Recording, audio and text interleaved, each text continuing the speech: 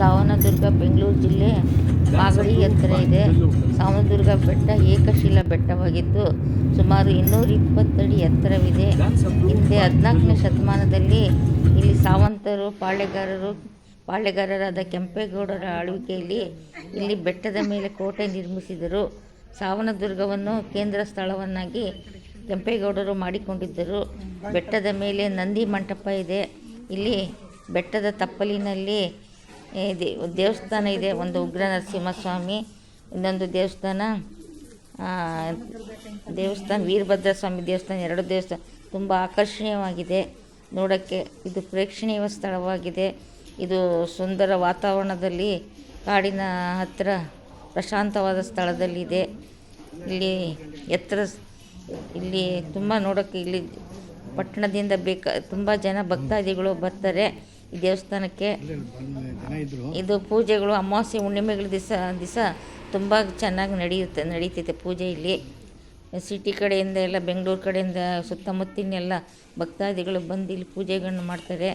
ಪೇಟೆ ಸಿಟಿ ಮಧ್ಯೆ ವಾಸ ಮಾಡೋಕ್ಕೆ ಸಿಟಿಯ ಜಂಜಾಟದಿಂದ ಹೊರತುಪಡಿಸಿ ಇಲ್ಲಿ ಬಂದು ಪೂಜೆಗಳನ್ನು ಬಂದು ನೆಮ್ಮದಿಯಾಗಿ ಮಕ್ಕಳು ಎಲ್ಲ ಕರ್ಕೊಂಡ್ಬಂದು ಆಯಾಗಿರ್ತಾರೆ.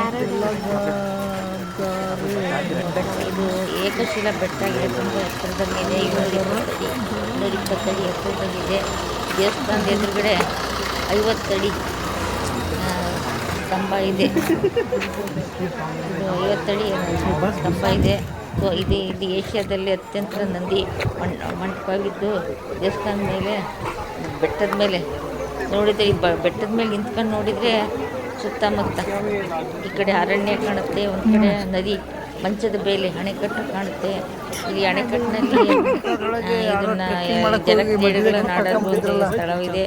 ಏಕಶಿಲಾ ಬೆಟ್ಟನೂ ಅಷ್ಟೇ. ಇಲ್ಲಿ ಏಕಶಿಲಾ ಬೆಟ್ಟ ಇದರಿಂದ ಇದನ್ನ ಟ್ರೆಕ್ಕಿಂಗ್ ಹೇಳಿ ಮಾಡಿಸಿದಂಥ ಸ್ಥಳ ಆಗಿದೆ.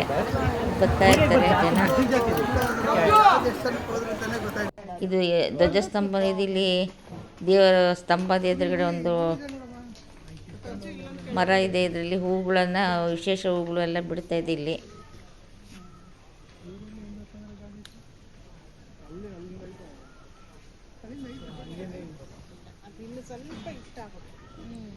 ಬೆಂಗಳೂರು ಜಿಲ್ಲೆ ಮಾಗಡಿ ತಾಲೂಕು ಹತ್ರನೇ 15 ಕಿಲೋಮೀಟರ್ ದೂರವಿದೆ.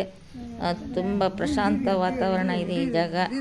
ಬೆಂಗಳೂರು ಸಿಟಿ ಜಂಜಾಟದಿಂದ ಬೇಸರಾಗಿರೋ ಇಲ್ಲಿ ಬಂದು ಕಾಲ ಕಡಿಬೋದು. ಇದು ಅದೇ ದೇವಸ್ಥಾನದಲ್ಲಿ ಈ ಉಗ್ರ ನರಸಿಂಹ ಇದು ಅದೇ ದೇವರು ಉದ್ಭವಿಸಿರೋ ದೇವರು ನೋಡಿ. ಏಕಶಿಲಾ ಬೆಟ್ಟದ ಕೆಳಗಡೆನೇ ಇದೆ ದೇವಸ್ಥಾನಗಳು. ನೋಡಿದೆ ಧ್ವಜಸ್ತಂಭ 50 ಅಡಿ ಎತ್ತರ ಇದೆ. ಏಷ್ಯಾದಲ್ಲೇ ಅಷ್ಟು ಎತ್ತರದ ಯಾವುದೂ ಇಲ್ಲ, ಅಷ್ಟು ಧ್ವಜಸ್ತಂಭ ಇದೆ ಏಕಶಿಲಾ ಇದು ಸ್ತಂಭ. ಇಲ್ಲಿ ಸುತ್ತ ಕಾಡಿದೆ, ಕಾಡುಗಳ ಮಧ್ಯದಲ್ಲಿ ಇದಿದೆ. ಏಕಶಿಲಾ ಬೆಟ್ಟ ಇದೆ ಸುತ್ತನ. ನೋಡೋಕ್ಕೆ ಪ್ರಶಾಂತ ವಾತಾವರಣವಿದೆ. ಈ ಜನರಿಗೆ ಪ್ರಕೃತಿ ದೇವರ ದರ್ಶನ ಆದಮೇಲೆ ಪ್ರಕೃತಿ ಸೊಬಗನ್ನು ಸವಿಬೋದು. ಇಲ್ಲಿ ನೋಡಿ, ಇಲ್ಲಿ ಕೆರೆ ಸತ ಇದೆ, ಅಣೆಕಟ್ಟು ಎಲ್ಲ ಇದೆ. ನೋಡೋಕ್ಕೆ ಅಷ್ಟು ಒಳ್ಳೆ ವಾತಾವರಣ, ಒಳ್ಳೆ ಗಾಳಿ ಎಲ್ಲ ಬೀಸುತ್ತೆ ಇಲ್ಲಿ.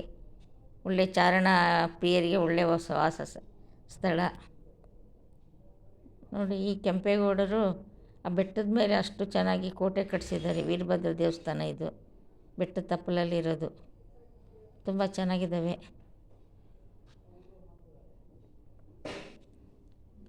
ಆ ಮರದಲ್ಲಿ ಬಿಟ್ಟಿರೋದಂಥ ಹೂವು ಇದು ಎಂಥದ್ದು ಗೊತ್ತಿಲ್ಲ ಹೆಸರು. ನೀವು ಎಲ್ಲ ಒಂದ್ಸರಿ ಬಂದು ಭೇಟಿ ಕೊಡಿ. ನೋಡೋಕೆ ತುಂಬ ಪ್ರಶಾಂತ ಸ್ಥಳವಾಗಿದೆ. ವಿಡಿಯೋ ಲೈಕ್ ಮಾಡಿ, ಸಬ್ಸ್ಕ್ರೈಬ್ ಮಾಡಿ. ಹಿಂದೆ ರಾಜರ ಕಾಲದಲ್ಲಿ ಈ ಥರದ್ದೆಲ್ಲ ಕಟ್ಟಿಸ್ತಾ ಇದ್ರು. ಹಿಂದೆಲ್ಲ ಸಾವಂತರುಗಳು, ಪಾಳೆಗಾರರೆಲ್ಲನ ದೇವಸ್ಥಾನದಲ್ಲಿ ದೇವಸ್ಥಾನಗಳು ಕಟ್ಟಿಸ್ತಿದ್ರು. ಇಲ್ಲಿ ಮಂಗಗಳು ಸಲ ಇದ್ದಾವೆ, ಮಕ್ಕಳಿಗೆ ನೋಡೋಕ್ಕೆ ಸಿಗ್ತವೆ. ವಿಡಿಯೋ ಲೈಕ್ ಮಾಡಿ, ಸಬ್ಸ್ಕ್ರೈಬ್ ಮಾಡಿ. Thank you.